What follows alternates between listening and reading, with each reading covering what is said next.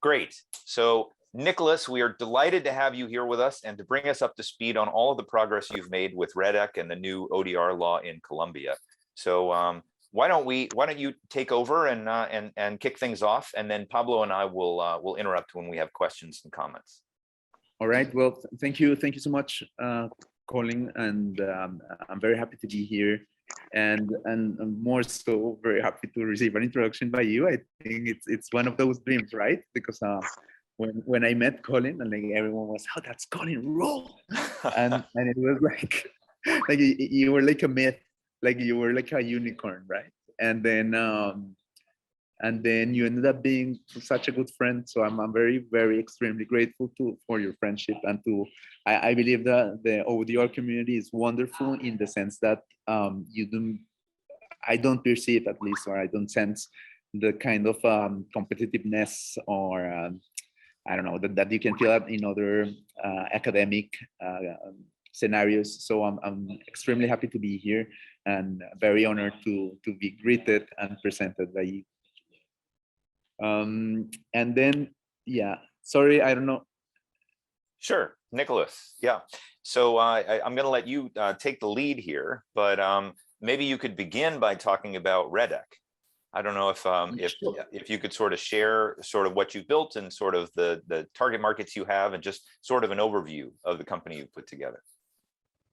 Absolutely, Colin. So REDEC is so we want to provide ODR solutions. So it's not an ODR platform as such, it's an ODR solutions company. And we have three main goals. Or three main pieces of work. So one of them is we are doing consultancy, for instance, for the Superintendency of Industry and Commerce of Colombia and the Bogota Chamber of Commerce. We are currently providing consultancy for the implementation of online arbitration for consumer disputes. So they want to do it with their own platforms, as they are. So that's one of the things we do. Second, we help companies to acquire ODR platforms, existing ODR platforms. So that's why we already have an agreement with CREC, which is led by Chitu Nagarajan. And then we've also been in touch with Graham for SmartTel. And then if you have any other, of course, I will be more than happy to share that with you as well. And then so what we do is that we link existing ODR platforms with the needs of companies. So, for instance, for the chamber. Nicolás, let me interrupt you because your internet connection is getting a little spotty here. So maybe you could turn off your video, my friend. On providing ODR solutions with existing platforms. Nicolás, can you hear me? Sure. So yeah. I hope this works better. Oh, I can hear you. I think that's better. Yeah, let's do it without the video. We know how handsome you are. So please just go back 30 seconds and continue what you were saying. All right. So three lines of work. One of them is consultancy. The second one, so we help companies to implement ODR solutions with their own means. The second one will be acquisition. So we bridge between existing ODR platforms and the needs of companies. And the third one is that we develop tailor-made platforms for particular companies or public institutions.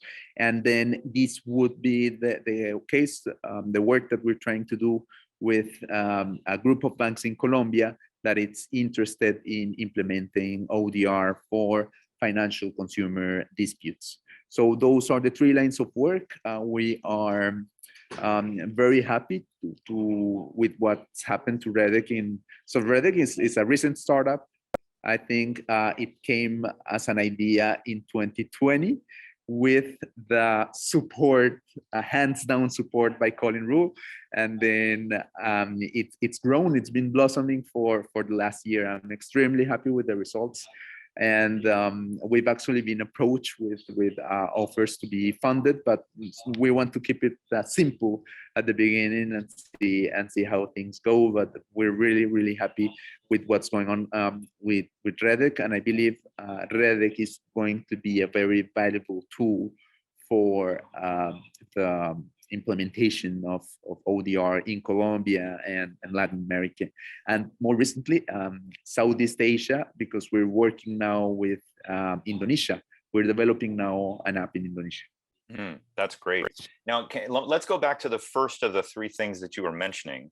I know you say you're going to do consumer arbitration, and this is where I want to bring Pablo in too. You want to do consumer arbitration in conjunction with the Attorney General in Colombia. Can you tell us a little bit more about that? Yes. So there are two separate initiatives, Colin, exactly. So one of them is with the Office of the Attorney General, but with the Office of the Attorney General, with working on a mediation platform. So in conjunction with CREC, we launched a pilot between 2021 and 2020 and the beginning of 2021. And we are in the process of approaching them for the implementation of that platform for mediation.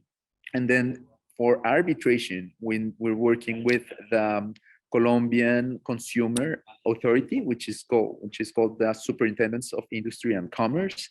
And with the Consumer Authority, we are working in conjunction with the Chamber of Commerce of Bogota with the application of online means. So for instance, they have this platform called CMask for the use of consumers in online arbitration.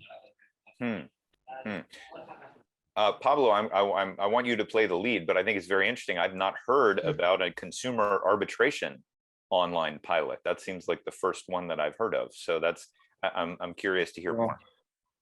Yeah, if I can interject, could I ask Nicolás, in the UK, they use mostly online adjudication, and I wonder, and it is a documents only process, and I wonder how is it envisaged to working in Colombia, the consumer arbitration system, whether it's going to be documents only, or whether you also anticipate having a hearing, a more sort of formal process, whether this is going to be for high value disputes, and also whether you can tell us a bit more about the mediation platform. How is it envisaged to operate?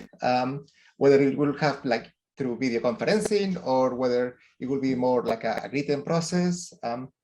So if you could tell us a bit more about this. Thank you both. So that, yeah, they're both excellent questions. First, with regards to the online arbitration, so I will say it's not an ODR yet. I have to be very honest here. So our original idea was to implement an ODR platform for consumer disputes by the Colombian Consumer Authority. But I will say in a single word, bureaucracy is in the way. So there are many steps to be undertaken for us to be able to adopt an ODR platform. So for the time being, what we're working with the Chamber of Commerce of Bogota is to have to use, for instance, emailing and the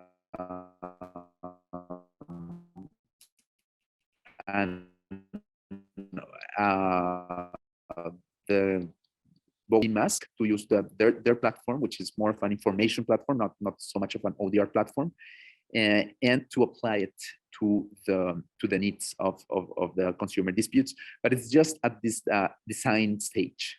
So we didn't have any clearance yet, but yeah, the idea is it would be a very simple rules. They will be inspired on the Ancitral group works. That's why I'm their consultant. So we will be using the technical notes by Ancitral, and but we won't be having a platform as of now, even though that was against my advice, but they can't make it. I mean, even though they want to and they understand it, like at least the people who are conscious about it. But then when we got to the directives, to the executive positions, the hierarchy, they did not allow it. It was unfortunate that it was not possible. So yeah, so that's the online arbitration. So it will be online arbitration assisted by technology, and with the current platform provided by the Chamber of Commerce of Bogota. So in my opinion, this is short of an ODR platform, but this is a good beginning. And what we've discussed informally is that this will be, if things go well, then the Colombian Consumer Authority will have a budget for 2022 or 2023 to implement an ODR platform, like as such, right? Not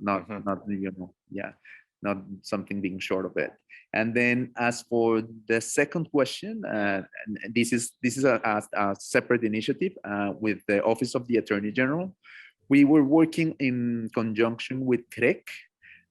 It was CREC, the one that the platform that we use for the online mediation, and it was a success. We demonstrated both in times and in efficiency, and also in terms of measuring results, that the adoption of a platform was really good.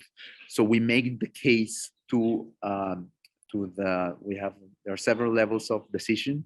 So the Deputy Attorney General, she really seemed to like it, but politics came, and then we are awaiting some internal processes to be concluded, and then we will resume with the implementation of the platform. But just to answer Pablo's question, the idea was to implement the correct platform for regular, simple mediation processes, with the features like chat, video conferencing if necessary, the case loading, case management.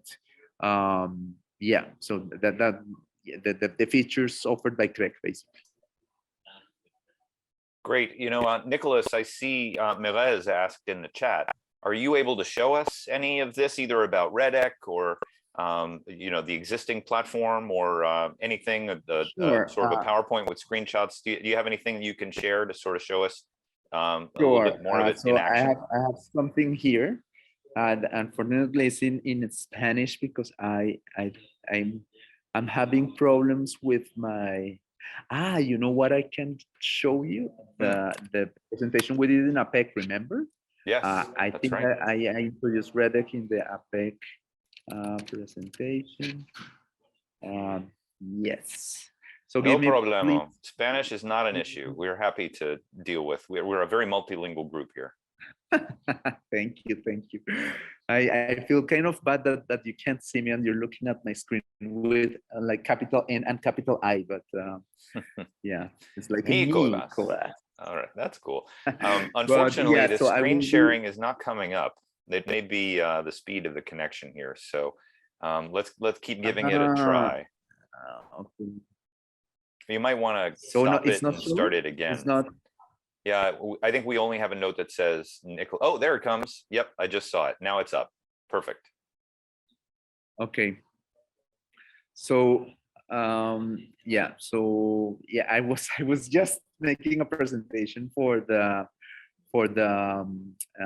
Medellin Chamber of Commerce, actually, and EAFIT, which is a university, on REDEC. And this is what we were presenting. So REDEC, it's Red de Soluciones. So it's a network of solutions. That's how we will translate it, because it's not an ODR platform as such. It's I think it's an ODR enabler, if we were to say it in English, right? So why we're enabling ODR? Because we try to look on many ways on how ODR can be used. Because if you stick to one platform. And that's my thought. But maybe I will be very happy to receive your feedback. But if you stick to one platform, maybe that platform won't be useful for a particular client. Say the Colombian Consumer Authority, I won't be able to work with them if I had said you can only work with Redec or Correct platform.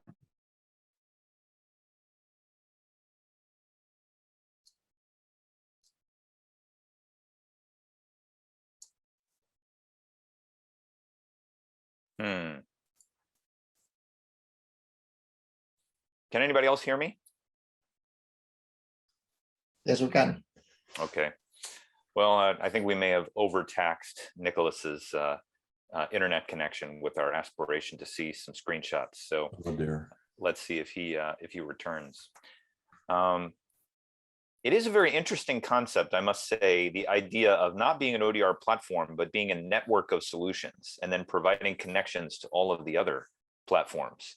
I like the model, but I do wonder about, it's essential scalability, like if one platform is using Smart Settle and one platform is using Correct and another platform is using the system from Indonesia, it's just a lot to manage.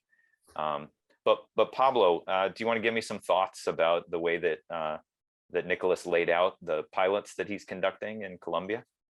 Yeah, I mean, it's great that he has that flexibility to adjust to different programs, and probably it's necessary to do it even for different sectors. I think we're getting the PowerPoint back. I see it again. Nicolás, can you hear us? Pablo, why don't you finish your point and we'll go to Nicolás afterwards.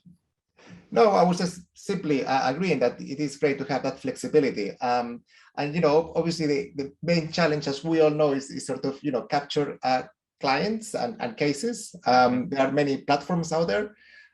So, I mean, he thinks that he seems to have the right contacts, it's certainly in Colombia and elsewhere. So that's a really good start. Yeah, I was wondering whether these disputes will be post how you call it, after the dispute arises, post conflict. Yeah. So whether it's an optimal model for consumers, and whether it applied to the members of the chambers of commerce, for instance, in Bogota. And it'd be interesting to see the take on, and that may depend also of what is the alternative, how effective might be the small claims court in Colombia, right? Say, so it could be a valuable alternative. Well, it's funny. I remember the conversation we had in the ODR working group at UNCITRAL. There was a lot of hesitation around the idea of binding consumer arbitration, and I think the United States and Colombia were two of the economies that were really pushing that idea, and I think the EU was resisting it. But the irony is, I think there's a lot of binding consumer evaluative processes, even in the UK, but it's just administered by the ombuds offices. So you have the telecom ombuds and the finance ombuds, and they are essentially providing evaluative services, but they're not arbitration. They're run by the government, and I think there's laws that compel businesses to participate in those processes. So, maybe it's a terminology question. People are reluctant to do consumer arbitration, but they are willing to have ombuds offices provide evaluative resolution services. Yeah.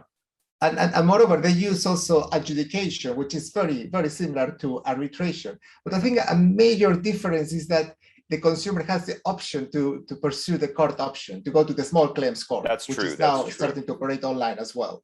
Yeah. And that door is closed when you have mandatory arbitration for the consumer. Right. That's right.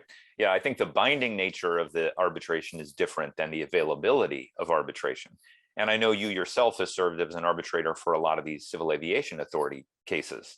And I think that's great. It provides justice in an expedited forum to consumers that have experienced those issues. But as you say, all of those consumers can go to court if they want to. It's just they opt into this expedited scheme because they get redress on a much faster timeline. That's right. Yeah. And frankly, even though when they don't like the decision, they can still pursue redress in court. Right. But they rarely do so because they have already obtained an independent, impartial decision. Right. So their chances of succeeding in court, are pretty slim. And also, it's slower process. You have to pay a fees to go to court. Right. even another fee if you know, there are very few stages in the court process. Yeah. So yeah, ODR offers a more attractive option, and it is mandatory for many businesses in many sectors in the UK, and these are sectorial laws in the UK, in Europe, and elsewhere as well. Yeah. Nicolás, are you back? Can you hear us? Yeah, can Okay, you great. Yes, and we can see your screen too. So okay, so yeah, and I agree with what you guys both said, Pablo and Colin. I think yeah, Colombia was pushing for online arbitration from the very beginning because our legislation allows it since 2012. But yeah, there was resistance, and I think the main difference between having the option of going to arbitration and if you're a consumer better than let me get back without, because I'm getting again the unstable internet. yeah, sorry about that. Just turn off your video and let's see the slides as quickly as we can, and then we'll turn those off too. Yeah.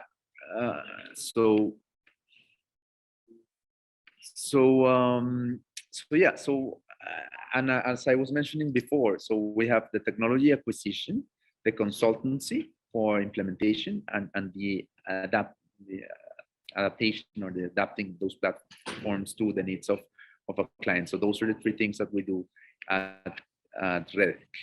And then we have a step-by-step process for companies to do it, which is the one that we described here, but I think it's way too long for the purposes that we're looking for.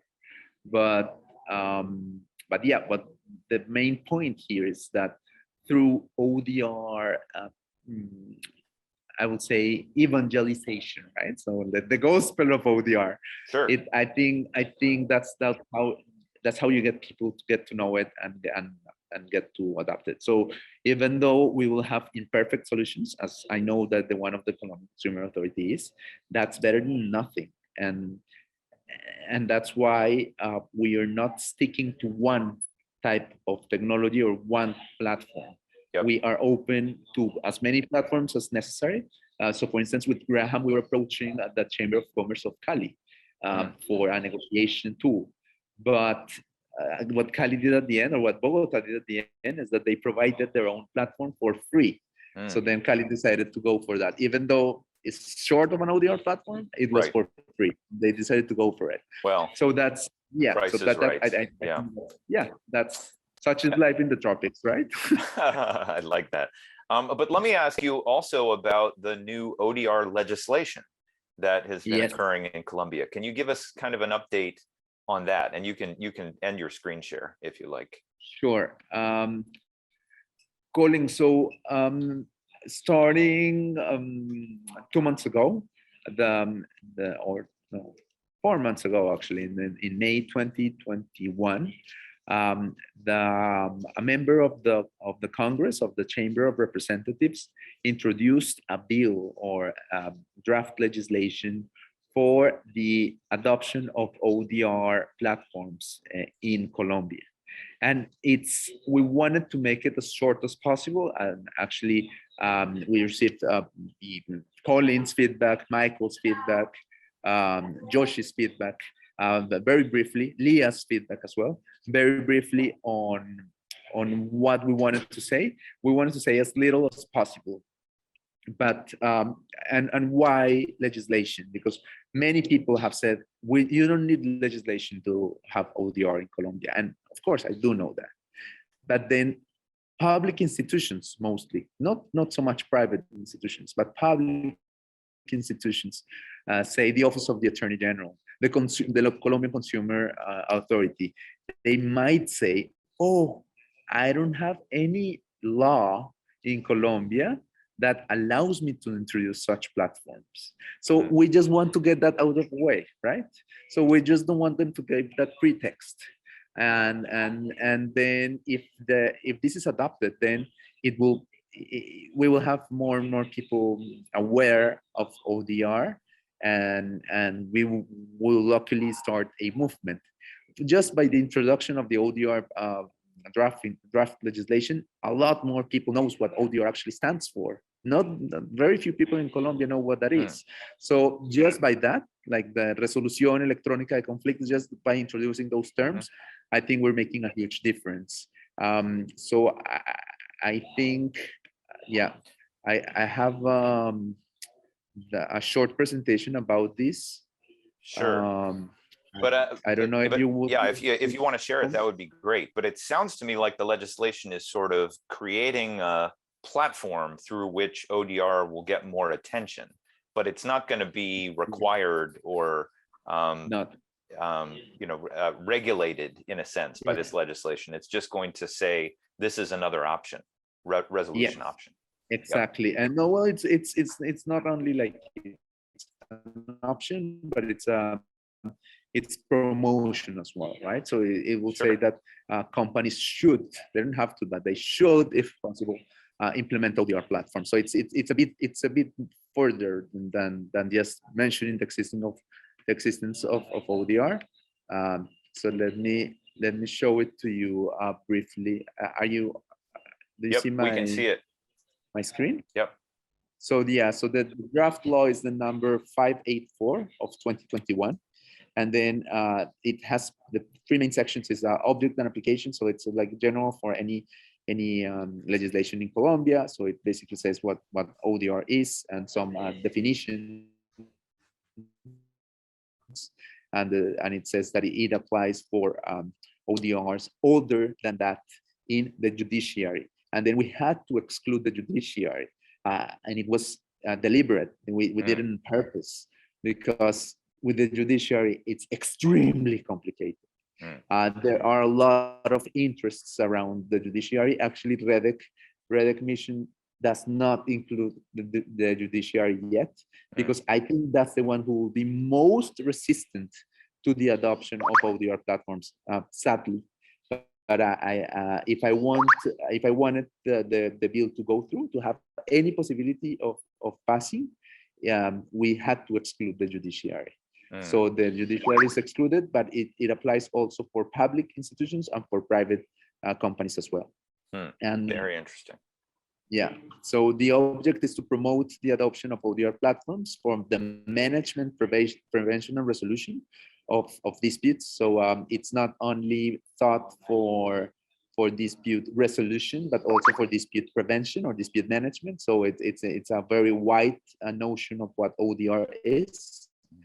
And it mentions many ADRs, but it's not close to them. So it's conciliation, arbitration, amicable composition, adjudication, mediation, prediction even. So it's very, very broad, because we didn't want to give a term that will be exclusive, or that would mean that at the end of the day, people will say, oh, this doesn't apply to, say, adjudication. So we wanted to have it as broad as possible to prevent misunderstandings, even though we understand that it might not be as technical as we want it to be, but we want it to be as open as possible. And for public institutions, that's where the should is. And then, so public institutions should adopt government authorities that deal with dispute resolution, for instance, the Colombian Consumer Authority, the Financial Consumer Authority, the Health Consumer Authority. We have several authorities depending on the sector. So they can have actually the Seaport Authority. They also manage some disputes. So any public institution which is not part of the judiciary but resolves disputes, they should try and adopt ODR platforms. It's not entirely clear that they will, but of course, if we want to sell ODR afterwards, we'll say, oh, you should do it. It's in the law, right? So it's also, it will be also useful in that way. And to do so, the tool that we're looking for is the sandboxes. So we want to have sandboxes because we want to make it as participative and collaborative as possible. And the idea behind the sandboxes, this was not my idea. This was the idea of one of the advisors of the congressman. And what they said is, it makes sense as it's happening with the financial institution. If we want people to really embrace ODR, then you should be able to listen to any voice, or whatever they want to say, because this is democracy, right? So this is for public institutions. So then we can see if it works. But then getting a broad consensus as possible, then we will have the public institutions adopting ODR as a system. But of course, sandboxes are only, they're not even mandated. They are recommended for ODR, public ODR platforms. I love your graphic for the sandbox, because it shows the program in the sandbox, but also all the bugs, which is also what arises in sandboxes. So that's excellent. Yeah. But then one thing that it's mentioned, and that's why the ICODR comes to play, it's the international standards, and the ICODR is.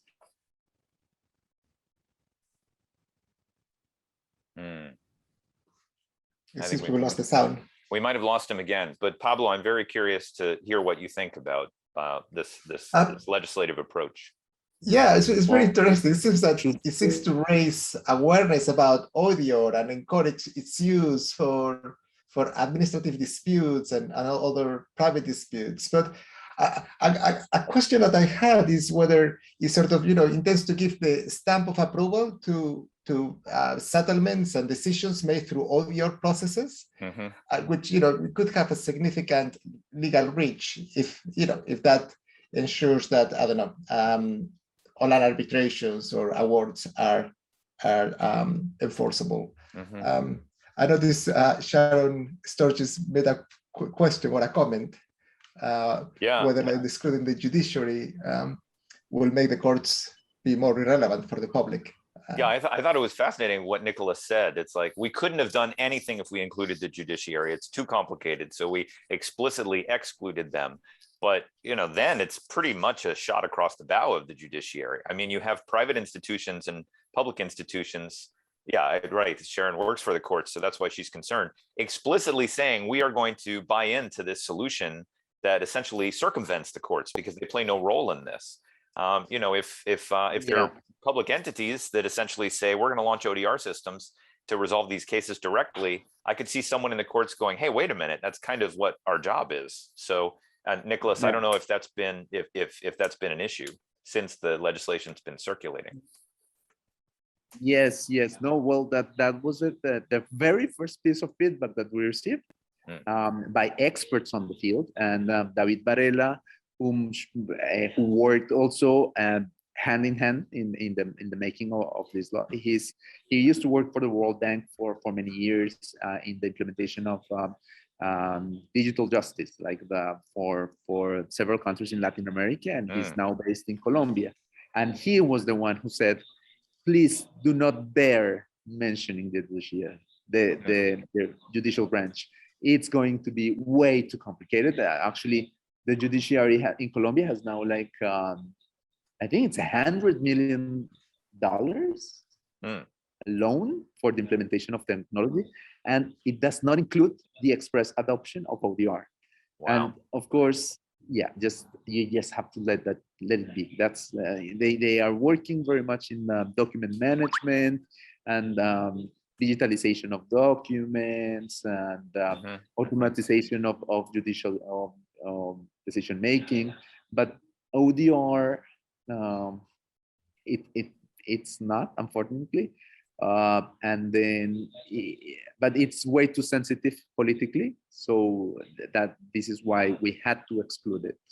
I see. But for the rest, ICODR is I would say it's like the leading role for us. Yeah. Well, I have to say that's very exciting, and I would love to see similar laws implemented in other geographies. But I do get nervous about the fact that the judiciary is not participating. Hopefully, at some point down the road, there's a way to get these train tracks to merge so that they can come on board and feel like they have some say in the way these ODR systems are being rolled out, so they can collaborate with the courts. But I think that probably if that was the advice you received, then it's good advice. No, and there was also a practical reason, and if we had regulated judiciary, then the approval process in the Congress will be much longer many more debates. So because I see. it relates fundamental right to access to justice, so it will be much longer. And it will have to be automatically reviewed by the Constitutional Court. So there were too many complications, and more so. But the one that even we could have done it if we knew that we will get the support. But what David said, and he's been working on it for decades. He said, "It's if you start to try and mess with the judiciary, they will mess with the draft law, and then you'll get nothing. You'll get nothing at the end." Well, that's one of the things I've heard about legislation. Don't try to build some huge bill that has everything you want in it. Do it in pieces, because then you can make progress, and then you can never undo that progress. So it sounds like this is a great first step, and then maybe there'll be a subsequent negotiation down the road. Yeah. I see, Katerina, you raised your hand. What question do you have? Yeah, so hearing this, discussion about the role of the judiciary, I have a question that doesn't have to do with ODR per se, but I just really don't know, what the role of the judiciary is in that part of the world at all. I know in the US, people are very litigious, so they tend to turn to the judiciary for all kinds of things that in other countries they don't, for instance, in Europe. So I'm curious about what the role is, even aside of ODR. Maybe it's not that relevant for day-to-day disputes anyway. I'm just curious. Yes. I believe you're right, Catherine. I think it's a matter of in Colombia there's a big problem of access to justice. I think 3 out of 4 disputes are not that could be submitted to justice are not because of either lack of means, or the process is way too long, or the process is way too expensive. So that has been documented by the World Justice Project and by the World Bank, by the Ministry of Justice of Colombia. So there is an access of justice issue in Colombia that needs to be addressed. And then I think your observation is absolutely right. Most of the disputes that will be assumed by an ODR platform are not the ones that go to the judiciary, because sadly in Colombia, over 80% of the disputes are disputes by banks suing persons for claim collection. So it's basically mortgages, disputes. Payment disputes, exactly. So mortgages, credit cards, so on and so forth. So that's 80% of the disputes in Colombia. Wow. So there's a huge access justice issue, and then ODR opens the door, right? And then the Superintendency of Industry and Commerce, the Consumer Authority, has done a great job in opening justice for consumer disputes. But now they're lagging behind. They're having so many people trying to go for the Colombian consumer dispute, not for courts, that they have hundreds of thousands of cases, and they are now taking like almost a year to decide a single case. So they're having the same issues that regular justice is having. So that's why they're really interested in having an ODR platform, but they can't due to budget issues or to political issues. So I know, I mean, this is really exciting, but there's a huge challenge behind. But yeah, your understanding is exactly on point, Catherine. Yeah, and Sharon notes in the chat, she said access to justice issues are huge in the United States too. I think that the challenge that you described, I think that would resonate with a lot of the courts across the US. Brian also put something in the chat that said, here in Oregon, the court's information technology is theirs and mediators are on their own, private Zoom usually for platforms. In some cases, the court's subscribed online meeting system must be used for security reasons, but there's no integration. So Nicolás, let me ask you, if a public entity was to purchase or implement one of these ODR systems and they were to use the services of mediators, would the mediators be able to come into that system and utilize it, and they wouldn't need to have any additional technology themselves? Like they could rely purely on the technology provided by the public institution? What do you think about that? Yeah, so of course, the definition of the platform is not clear yet, because of course it will depend on each institution to adopt. So some institutions, for instance, may have their own set of um, third parties. So Mhm. then you can have third parties being public servants, right? That's a possibility. But then some others might have third parties which are outside the entity. But again, I'm a very good friends of not one size fits all. No, perhaps for the Colombian Consumer Authority, third parties. But then for the Colombian Health Authority, you will have internal. And then as far as they start adopting ODR, then we will be doing gradually. I don't want to force anything, right? I want them to go at their own pace, with their own That's great. needs, with their own political concerns, because there's a lot of, I mean, ODR is wonderful, but there's politics, and then you can't. Oh, You yeah. have to deal with that as well. You have to deal with that. You know. It's Well, part of you're a diplomatic guy, Nicholas, so I like that. You're doing it piece by piece and getting people comfortable with the idea. Maybe if there's a successful ODR implementation dealing with some non-judicial caseload, that will also soften some of the resistance within the judiciary. And then they'll start to say, well, we're curious about this. This looks like it's working well over there. How could we leverage that too? So it's an interesting approach. Pablo, I wanted to go back to you. Are there does this mirror anything that you've seen in terms of consumer ODR in Europe or worldwide, or does this sound like a unicorn approach in that you haven't heard about a legislation like this anywhere else? Sorry, no, I haven't. And that's not that unusual that, you know, each country have different approaches, and it's great that we have the opportunity to examine what is happening in other jurisdictions. What is interesting is, like, in the UK, there is a lot of effort recently to connect pre-court portals. Sometimes it's mandatory to have like an online negotiation for car accidents, employment disputes, certain family issues. And they want to have a more seamless transfer from these processes that are increasingly operating online to the court.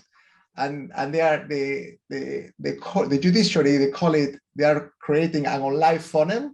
So there is this effort to link ADR or ODR and the court process. And it will be interesting to see whether that will be perhaps the second stage also in Colombia.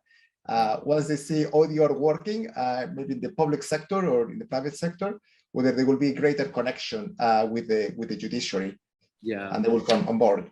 No, and I think that's one of the approaches that we want to provide for. Yeah, it's an excellent question, actually, Paulo. It's a really good question, and that's one of the approaches that we want to do with the acquisition of technologies. For instance, with CREC and the Chambers of Commerce.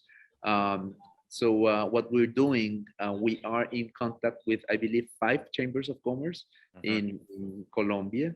I think 3 already failed. The 3 biggest ones already said no because of, let's call it politics again. No, well, mostly because since they were the biggest ones, they already had some systems in place, and they were reluctant to change them. That's what happened. Whereas the smaller ones, they're more open to having ODR platforms that are already made. For instance, like as I mentioned before, Smart Settle or CREC.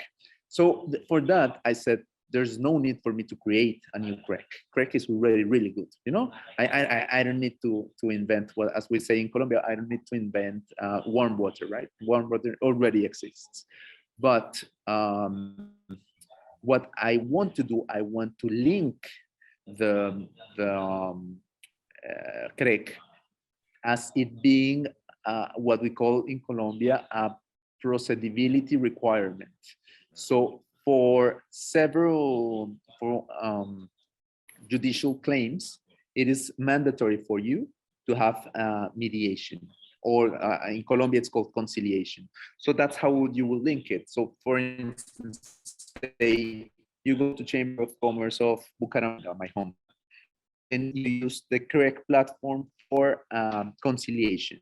Then if the platform is effective, but parties don't get into an agreement, then the agreement reached, or the lack of agreement in this case, obtained in the Chamber of Commerce of Bucaramanga will serve for you to apply to submit your claim, your judicial claim with the court.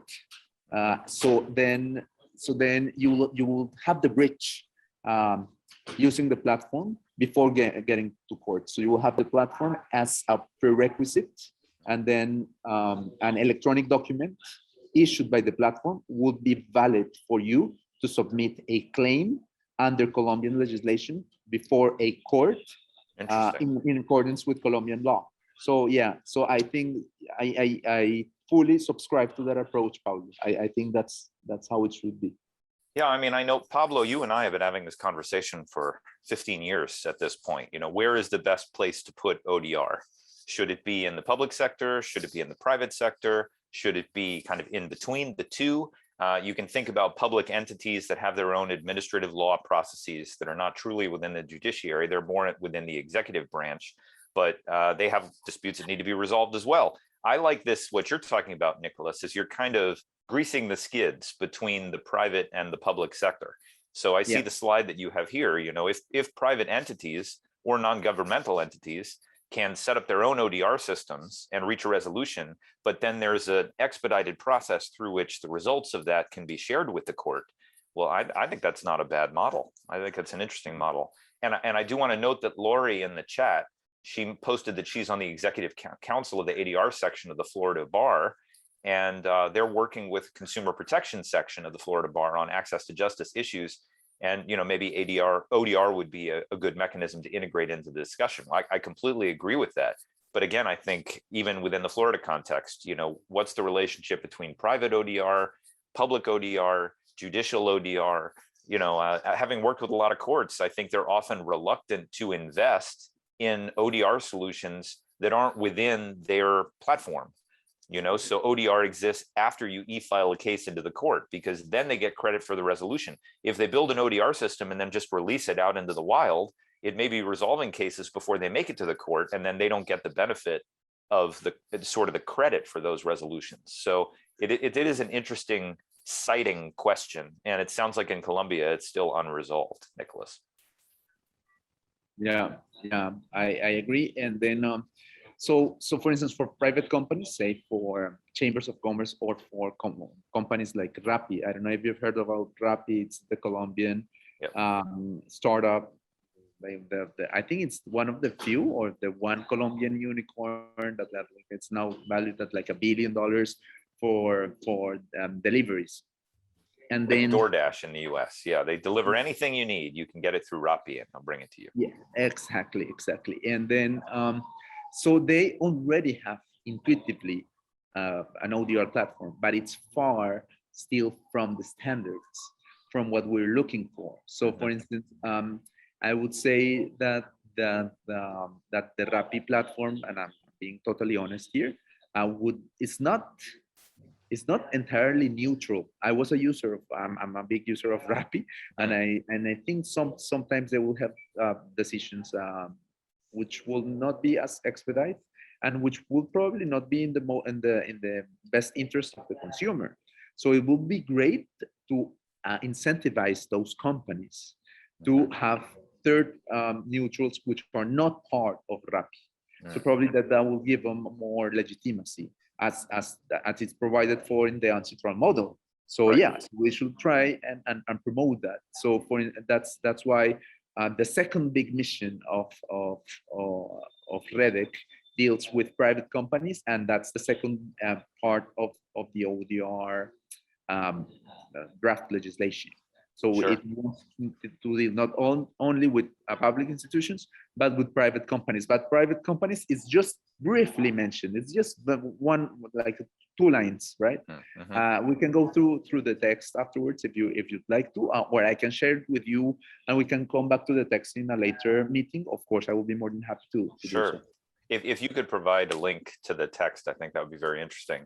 I see that, and I think you're making an excellent point about this sort of consulting to private companies to help them think through how they should design their ODR system so they have more legitimacy, even when they hit scale like REDEC.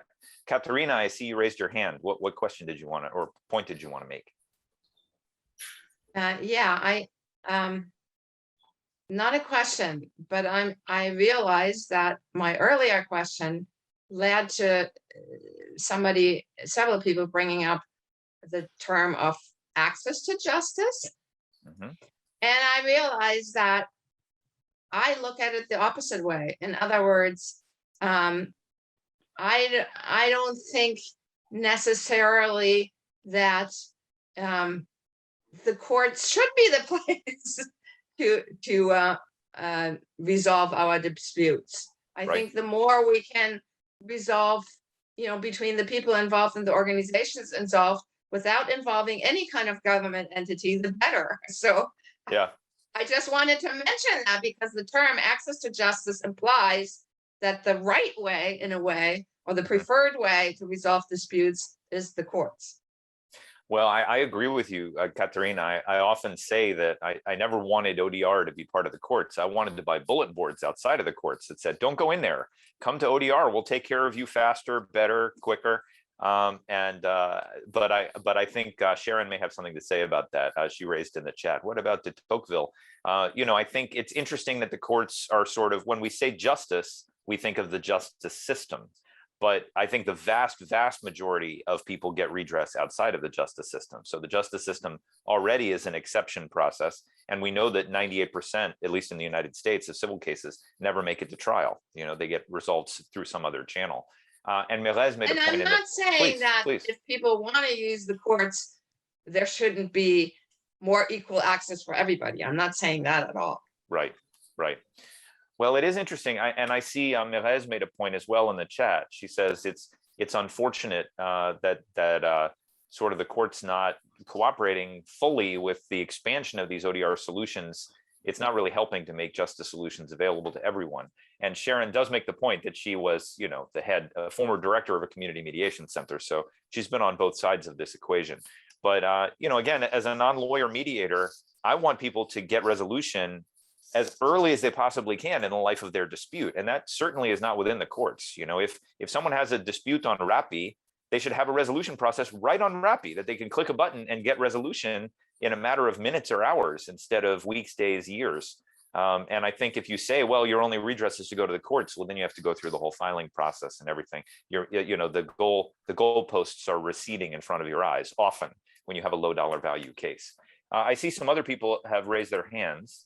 Let me see. Why don't we go to Lori, please? So back to the comment about access to justice issues.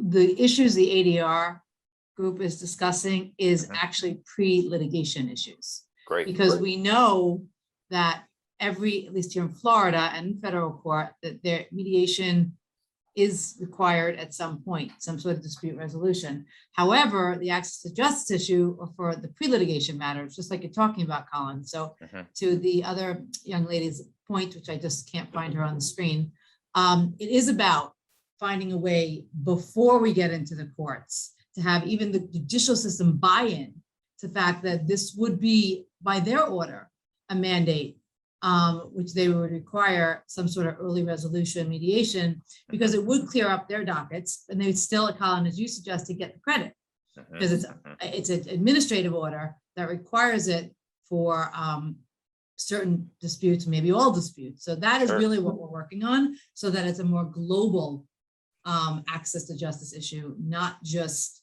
trying to address it within the court system. We're actually trying to make it an issue, an opportunity to expand the process outside of the court system. So it's a really interesting conversation that we're having right now. I'm already signing you up for a future ICODR meeting. You can come and present what's going on in Florida. And I am seeing that we're over time here. I want to respect everyone's time. I know it's getting late for some. But Nicolás, first, Pablo, let me ask if you have any final comments or questions or thoughts about what Nicolás has shared and sort of your own perspective on how all of this is evolving. No, I agree with everything has been said. I don't want to delay much more, but I think increasingly we see the courts as the last resort option, and there is a recognition that most disputes, they are ripe at some point for settlement, and the courts are increasingly pushing for pre-action or for the use of ADR before the court process and during the court process. And I think technology is helping to identify, the best time to push towards, considering a settlement. But I don't want to extend it much. I know that some people also have commented on the chat. Sure. Well, it looks like Sharon is sharing a little bit about sort of early resolution and the importance of that. And she talks about de Tocqueville in his book, Democracy in America, and predicted US people would need authorities to resolve disputes, given his observations of how democracy was unfolding in the US. And I think that that's proven true. I think we have relied on third-party authorities to resolve our disputes, but it's interesting to think about the internet introducing this decentralized model for how transactions will occur and also how disputes will be resolved. So, it's very interesting to think about where all of this is headed. And Pablo, obviously, you're the thought leader in terms of thinking about consumer ODR worldwide. But Nicolás, I wanted to give you the last word to react to everything that's been shared and sort of wrap up. Obviously, you're not wrapping up your work. This is still at the beginning of REDEC, but bring us home. What are your thoughts about all of this, and where do you see it going? I think it's all very pertinent, and yeah, so it really gives me a lot of joy to see the reaction that I'm getting from you all, because I respect you a lot, and then it's really important for me to know that this is going somewhere, and this is the feeling that I have. I think this is going somewhere, both in terms of the startup, which it is, I believe, but more so in terms of the Colombian approach to ODR. And yeah, so if we're going to put it in a way, it has to be step by step, and we'll have to be very patient. And Rome was not built in a day, and then ODR is not going to be built in Colombia in a day. But give us 10 years. Great. Well, if I had money to place on a bet, I'd be betting on you, Nicolás. So thank you for all the sharing everything that you've done with us today, and thank you for all your great work. Okay, with that, I think, why don't I release you all to the rest of your day? Can we have a round of applause for Nicolás to thank him for spending time with us? Hey, Colin, I finally just sat down. Oh no, Lucia, you were walking around the whole time. Well, hopefully you got your steps in. That's what matters. Yeah. And I also want to thank my good friend Pablo. Thank you for co-hosting with me today, Pablo, again, for all your excellent work. My pleasure. Everyone, thank you for joining us. Stay tuned. I'll share some information about our next ICODR meeting in the near future, but have a wonderful day and a lovely weekend, and we will all be back together hopefully next month. Stay well. All the best. Okay. Bye, everyone. Bye.